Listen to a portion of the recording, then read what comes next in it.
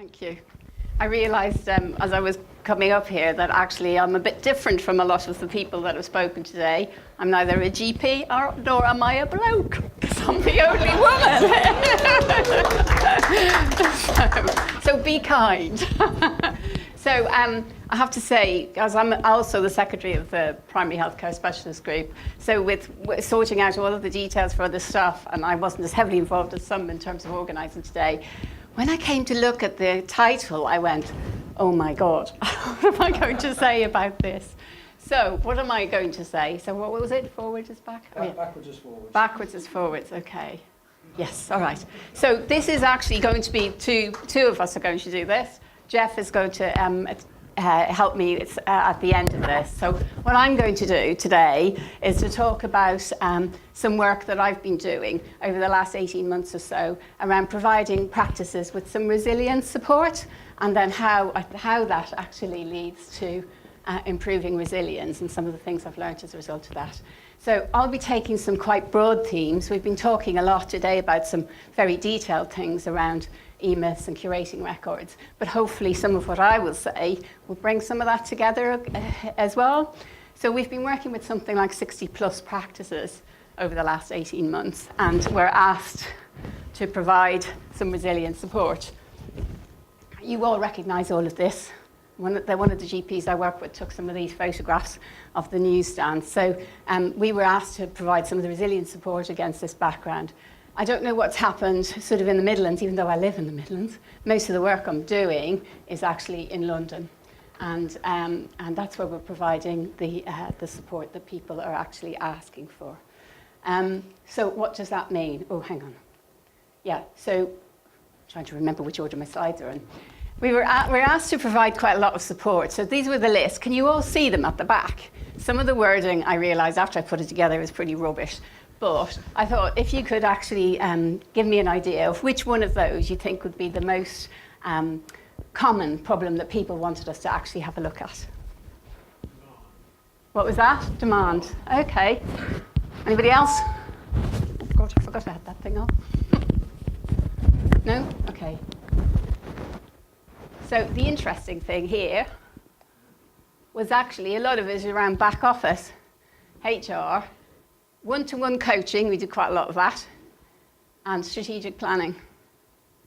So I think you can draw a line, and actually if you go further down, you can see that some of the other things we actually start looking at demand and technology, and what else have we got there? Team building, both front office and customer services type training.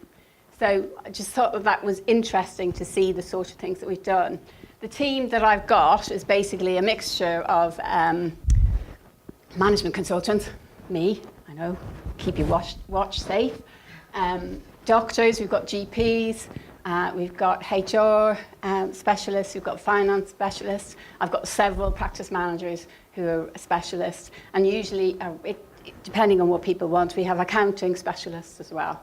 So what we do is we work with the practices. So practices have been identified by CCGs invariably through some of the web tool triggers, and then they would be approached by the CCG to see if they wanted some of the support.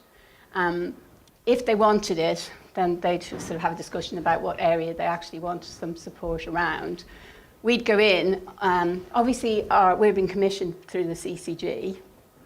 We'd go in and then spend some time with the practices to try and understand what their key issues were and what are the areas that they wanted to work on. What do you think practices said to me when I walked in the door and the first time round to actually talk to them about this? Yes, we had some quite hostile responses, I have to say, in the first instance. And some people were, fairly suspicious of us and thinking, well, you're from the CCG, so you must be a spy. So, yeah, we got over that actually fairly quickly. And if you saw the feedback that we get, you'd understand that we've developed very good relationships with the practices that we worked with and that we work with. In fact, people are asking to get onto the programme, and the ones that we're involved with, rather than people saying they don't want to get involved in it. For practices to benefit from it, clearly there is a need for practices to also engage in the process too, and to work with us, because we will jointly develop action plans, and then we will go and do stuff.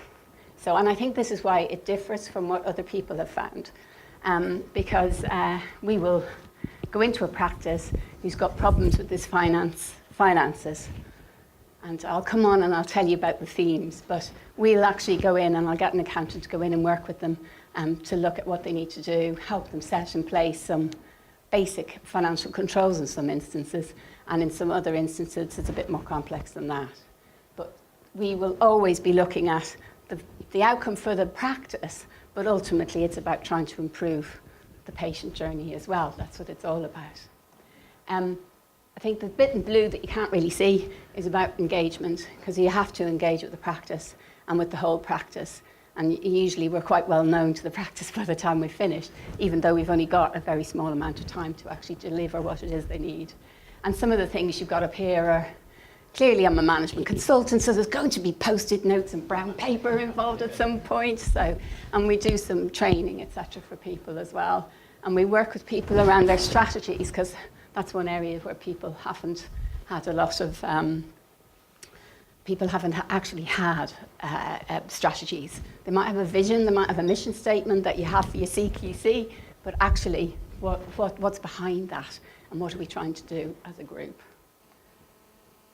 So a lot of the stuff I'm going to talk about are around themes and some examples of what I found. So, and there's some of them are generalizations, because the practices that I worked with weren't failing practices. I've got one, I think there is, but that's a different program altogether. The practices were people who maybe had a little wobble, something had gone wrong or something had gone down.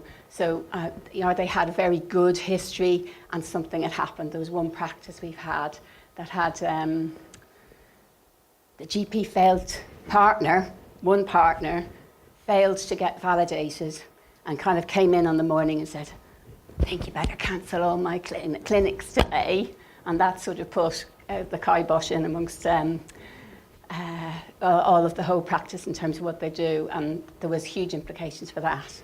We did an awful lot of one-to-one coaching with that team, as you might imagine, as well as looking at some other things. And once we helped them through that process, we helped them develop their strategy in terms of what they're doing next. So I think what we found was that in a lot of cases, a lot of some of the basic business controls weren't in place. So some of these things that you are expected to have in place for CQC, but some of the things, I've got a private sector background, and some of these things are things that people would have had in place for years and years, and they're just not in place in practice. Or some people will be good at one thing and not good at others, so we'd have a mix and match.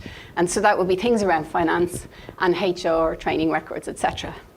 I think one of the interesting things was about teamwork, and it's quite interesting to see the practices that worked really, really well and worked even better when we were with them have brilliant teamwork.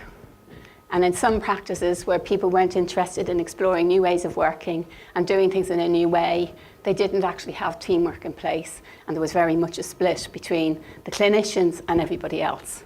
And to me, that's really key. Practices generally were generating work.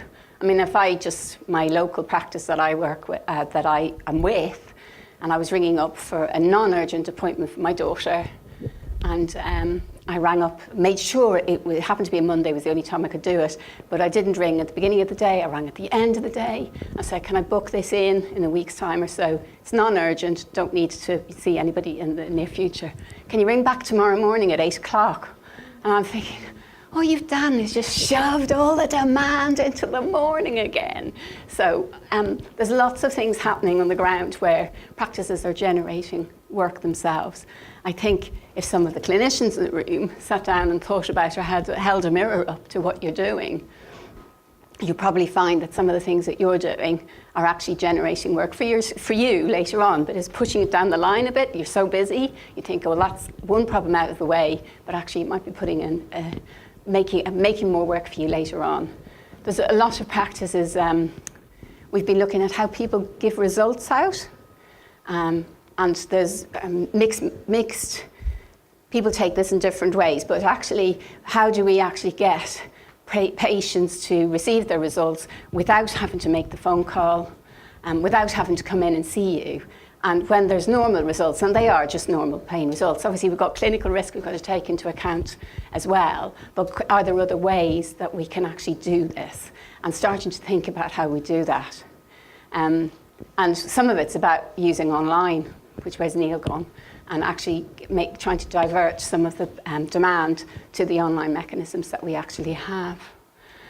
There isn't much multi-skilling at the moment. I mean, obviously there's nurses in place, some people using clinical pharmacists, but not a lot.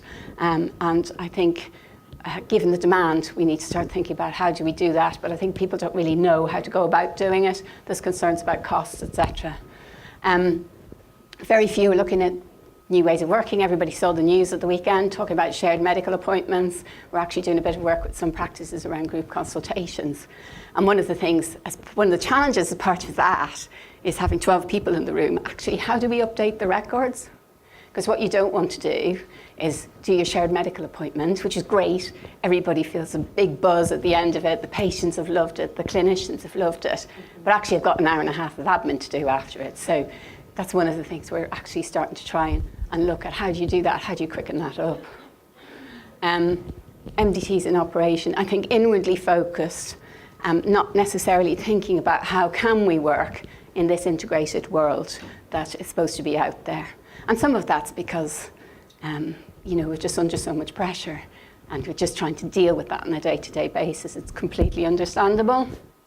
Going back to some of the points that were raised earlier, there's a bit limited use of, it may not be the PPG, but of patients in terms of trying to help shape some of the things that you could do within the practice or indeed help you to tackle some of the things that are happening within the practice. There's more and more examples now of how patient champions are getting involved and helping you practices actually sort things out. I can't, of course, think of one right at the moment, but some practices have even been, or some patients have even been involved in raising money for practices in terms of getting equipment that they needed, etc., that would help some of the rest of the population. So, and of course, part-time. I think almost everybody is part-time, portfolio, etc. at this point, and probably need to be from a personal resilience point of view, which Jeff will talk about a little bit. So what's all this got to do with IT? So I was smiling earlier thinking, Di, stop talking about all this. So quite a lot of what we've covered today is, you'll hear echoes of it as I'm talking about this. So, I mean, I'm talking to a bunch of people here, and a lot of the people I work with I've worked in Primus and work with the primary healthcare group. You're all specialists, you're all interested in IT. And you're all concerned about making sure that it works. Well, frankly, an awful lot of the people that I see, some of them barely know how to turn the PC on. So picking up on, I don't know who mentioned the point earlier, we do have a big issue around training.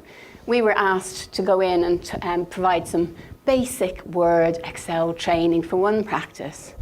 Went in, they had one smart card between the whole lot of them. And you just think that's the sort of thing that's happening out there. So I think for me, I know there's an awful lot of information that you've got in the system at the moment that you can use. I completely agree, obviously, and Di and others are much more able to talk about the state of the actual records. But there's a lot of information that we have within the system that's there, and we're not really leveraging it. And some of that comes down to training and the fact that people don't know how to really use the system. I'm working with one absolutely gorgeous GP, she's lovely, but she has not got a clue how to use her system. She really doesn't know how to do it. And I was hearing echoes of her when Di was talking about some of his partners. And actually that's a major, major problem because it's a risk to the patients, as Di was saying earlier, but also from a practice point of view, if NHSE have some cause to call, they can check your data out and they can find out what's happening or not happening, and that might have some other repercussions for you as an organisation.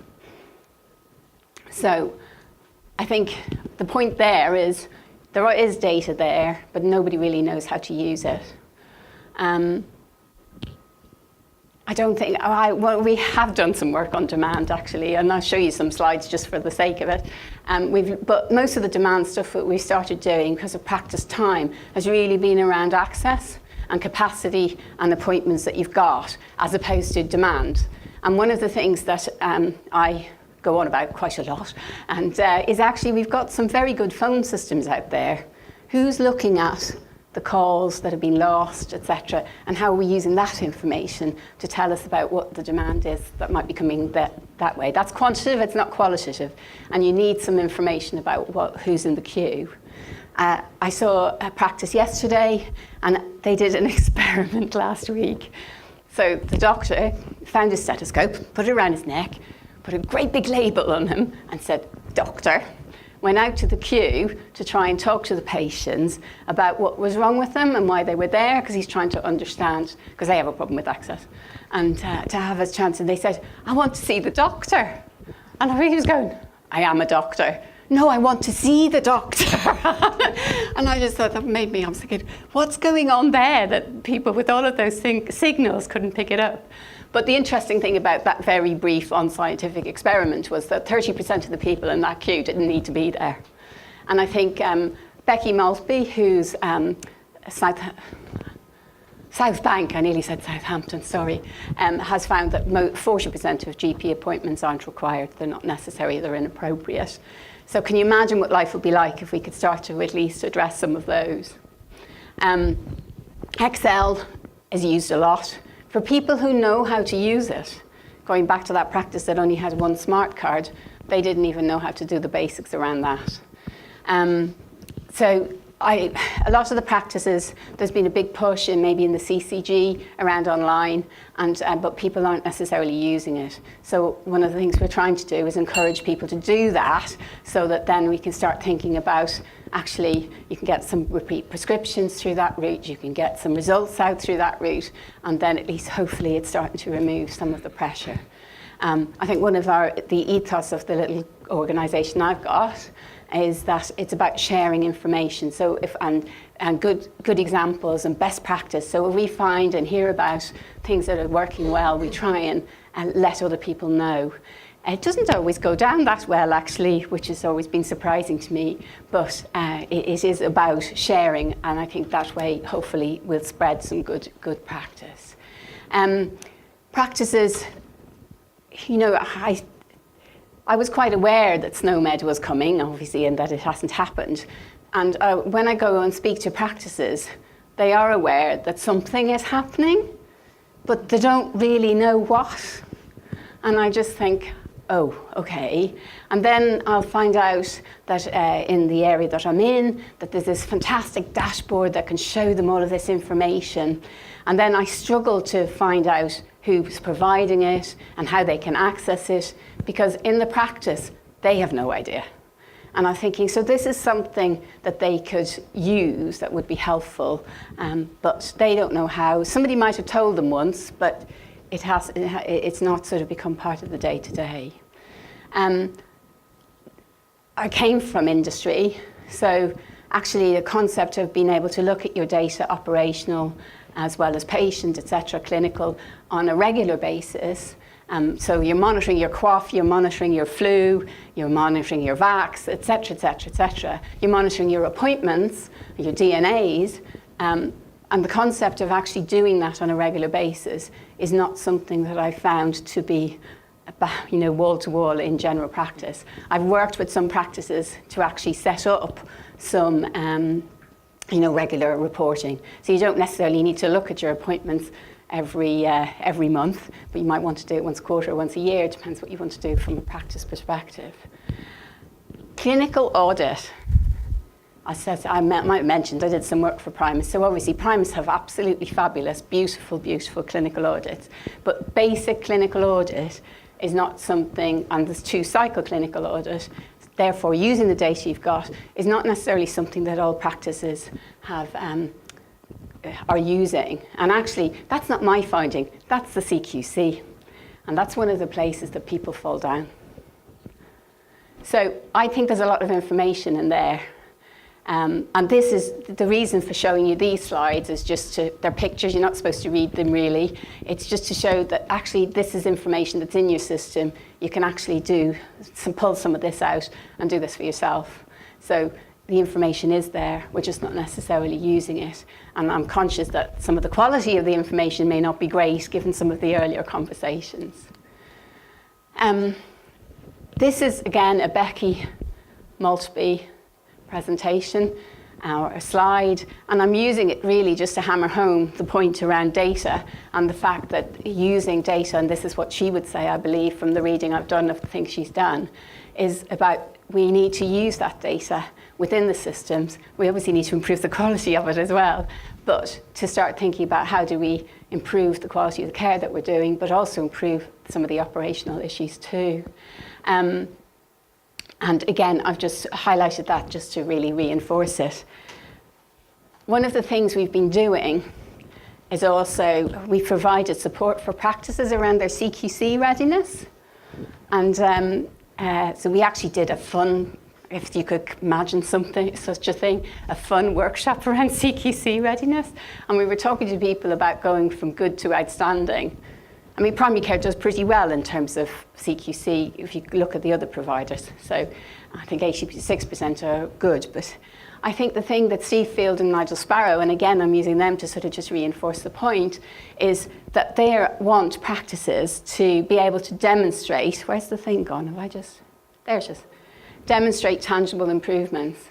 So they talk about engaging your patients, looking externally to the practice, but demonstrating tangible improvements. And that demonstrating is about evidence and using, to me, it's about using the information that you've got available to you to be able to do that. And you have that to hand. Innovative solutions to problems, actually, when I looked at this, a lot of the good examples they give are about people using their data and actually thinking about how can I do something in a slightly different way that actually, doesn't have to be something whizzy and new, it's just new to you, something you've worked through with the patients, but using the data to catalyse the inquiry that got you to there. So you have a lot of the information there, and I know time would be one of the issues there. The other thing I just thought would probably be worth highlighting is, I think everybody in the room who's still practicing will be aware that CQC is moving to a different way of assessing practices. And a lot of it's going to be around the CQC Insight report, which they'll do on an annual basis. So what I would encourage you to do is all of the data that they use for that is available now. You can look at that, you can manage that and monitor it on a regular basis. I mean, some of the information, like the PC Web tool, I was told last week that that's up to 2017 now, so it's out of date, but it will eventually catch up, and I'm sure will only be a quarter out of date at some point in the future. But if that's combined with all the fingertips data, any local information they've got from the CCG, looking at your IMS and VACs and QOF, etc., is signalling something for them to look at, then you might have a visit or at least some conversations and have to produce something for them. However, if you're in a position that you know it says that we have a problem with diabetes and HbA1c, and you're actually able to say, look, we've done this clinical audit, this is what's happened, and we've addressed it already because you're monitoring it within the practice, then you'll be in a much better position than you would be if that came to you as a surprise. So I just thought that was useful to share. So I guess my point that I was trying to make is that you do have, the data is within your control. I've pinched, well, I knew Di was going to talk about curating records, so I'm just reiterating that. I think that is really, really important. So that's there, and then you need to farm the data that you've actually got. We've spoken about collaboration, but I think the thing is you have access to the information, please try and use it. We need to think, I did have training on here, and I've just realised I can't see it now, but I think there is something about how do we train the whole team, because you guys are obviously interested in it because you wouldn't be here, but there are lots of people, and a lot of people I'm seeing, who really don't have the basics. And certainly the CCGs when we've tried to go through the CCGs to get training for the practices, it hasn't really worked. And I think it's because the CCGs don't seem to have the practice experience in order to be able to apply it at the cold face. So I think that's something to look at going forward. Okay, I think I'm handing over to Jeff. Right, so we've had Miriam talking about the team and the practice. Being a GP, I'm much more self-centred. So I'm going to talk about the personal side of the resilience. And to me, this is what it's about. It's about getting a chance for a cup of tea, getting home to see the family.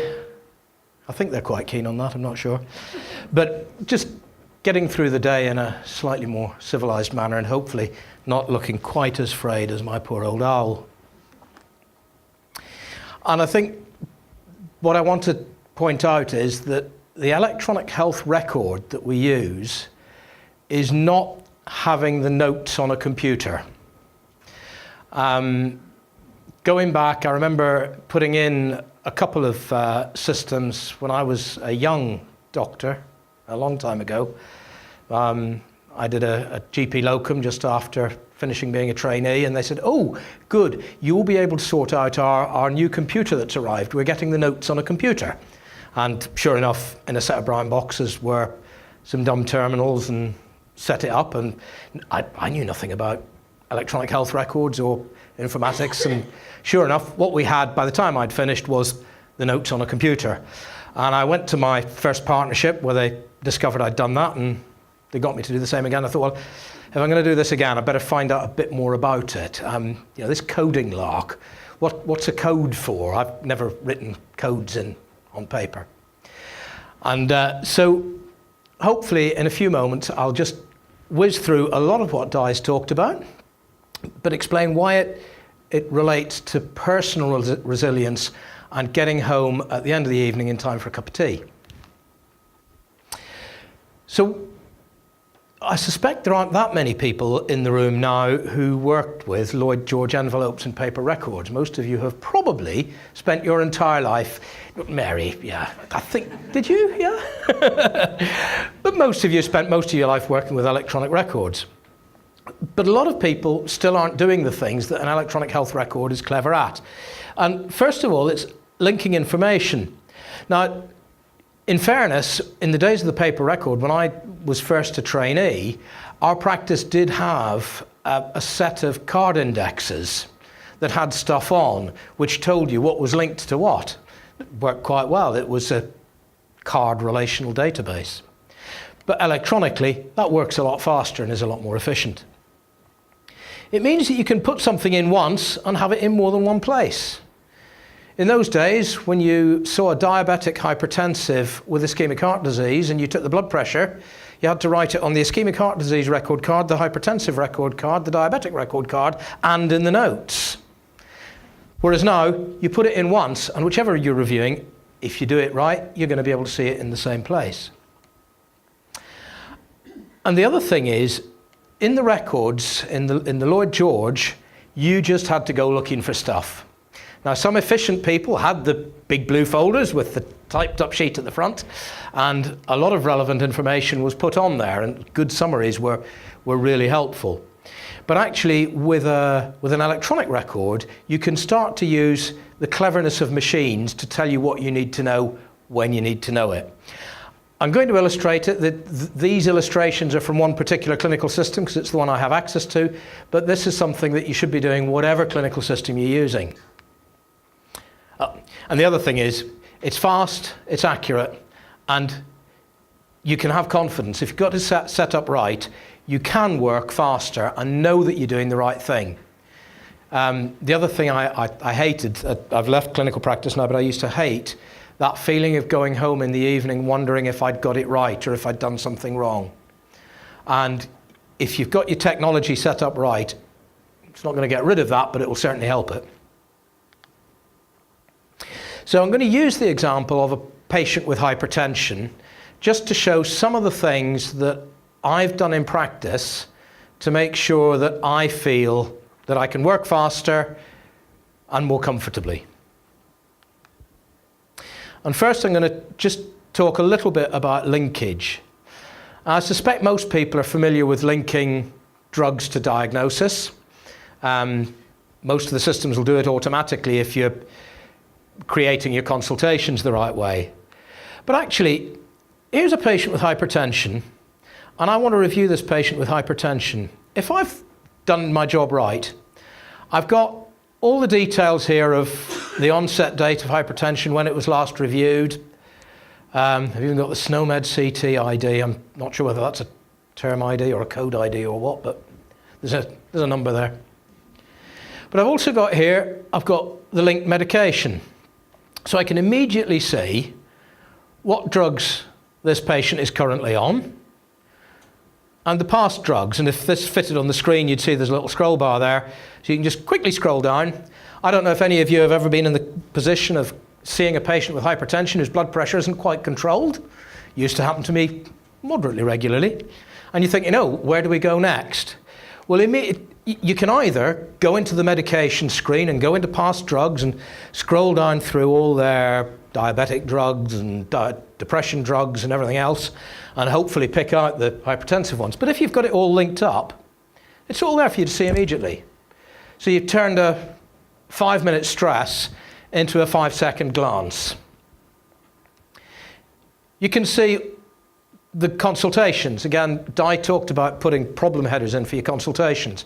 If you structure your consultations right at the start, which is easy to do at the time, then you can immediately see, well, actually, this patient's been seen every 6 months or so. There doesn't seem to be anything exciting going on. Down here, we've got linked documents. So important documents that are coming in. So the patient's been seen in a hypertensive clinic. It might be interesting to be able to quickly find that letter to read what's happening with their hypertension. If you've linked it, you're not going to have to go into the documents screen and scroll through all those, you've been following Di's advice. They're all beautifully labelled, but you still have to run your eye down the list to see which one's which. Here, it's linked in there for you already. And you just click on the button that's fallen off the edge of the screen there to view it. And you're immediately going to see, and this particularly I'd recommend for any cancer patients you've got, our local oncology unit sends a really good first clinic outline summary. I always link that to the diagnosis, because when the patient comes in and wants to know what's going on, you can just bring it up straight away. You're not digging through the old records to find where it is. It's there, boom, in your face. And so again, you've saved yourself a minute, 2 minutes, which is gold in general practice consultation times. You've got 10 minutes. And again, you link referrals. So, does this patient need referral to the clinic? Oh, look, it was done on the 5th of October. It's been done already. I know it's there. And if I want to, I can, again, click on the view button, and it will pull up the referral details and the referral letter. So I hope that screen will go some way to convincing you that a little bit of time spent just making sure that you link stuff up properly and used that way can really speed up your consultation and make your information immediately available to you. So that's linkage. And the next one is using the system to present information to you that you need. And here we've got our hypertension template. Sadly, there isn't one target blood pressure. But as you'll see up there, CKD3 target blood pressure. This patient's target blood pressure is 140 on 90 because they've got CKD3, no proteinuria, and no diabetes. I've constructed a little bit to drop into the template there, which uses a set of rules in the background to check the patient record, see what's up with them, and present immediately the appropriate information so that I know what the target blood pressure is. So I'm not sitting there going back and thinking, oh God, no, what are the guidelines and what is it? And looking at the problem list to see what might be wrong with them. It's immediately there in your face, as they say. And that saves a lot of time and a lot of stress. And then the sleepless nights, preventing mistakes. And this one comes back to what Miriam was talking about with the clinical audit. And last year at this education event, I talked a bit about using the records in support of PDP. And if you want to go back and look at last year's videos, it gives you the background to this particular thing here, which is a warning pop-up. The patient's on candesartan. I've just added losartan to the record. It's gone, oh, don't do that. The patient's already on one of those. Because part of the audit was looking at the hypertension guidelines, which is, they should be on one ACE or one ARB and not one of each or two of either. We found that there were people on multiple ACEs and ARBs. So what we did, put a little decision support in place. When you add an ACE or an ARB, it looks to see if they're on one already. And if they are, it pops up a warning. And you do that, and immediately you're dealing with, so you're completing your audit cycle. You go back in 6 months' time and check that you've improved. That's your intervention. And again, the more of those that, as you develop those and put them in place, it gives you the additional confidence in your prescribing and your work that you're not going to make howling mistakes. So, in terms of personal resilience and IT, the IT is there to help you. And if it feels that it isn't helping you, there's something wrong.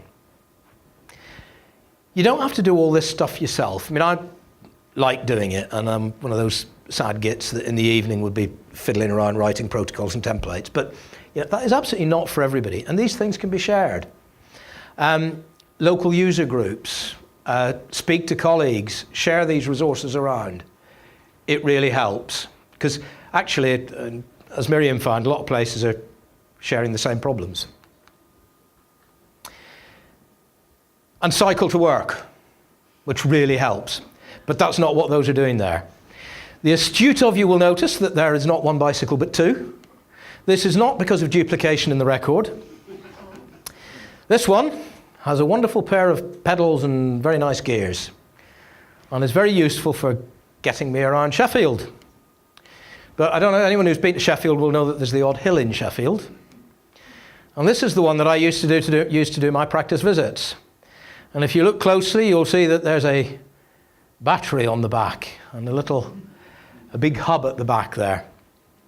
And the thing about that is that once you've learnt to use the controls, it really helps you. I mean, I can just pedal that around Sheffield. Don't need to use that lot. It's just a shed load heavier and slows me down. So, is your IT a big lump on the back that slows you down on hills?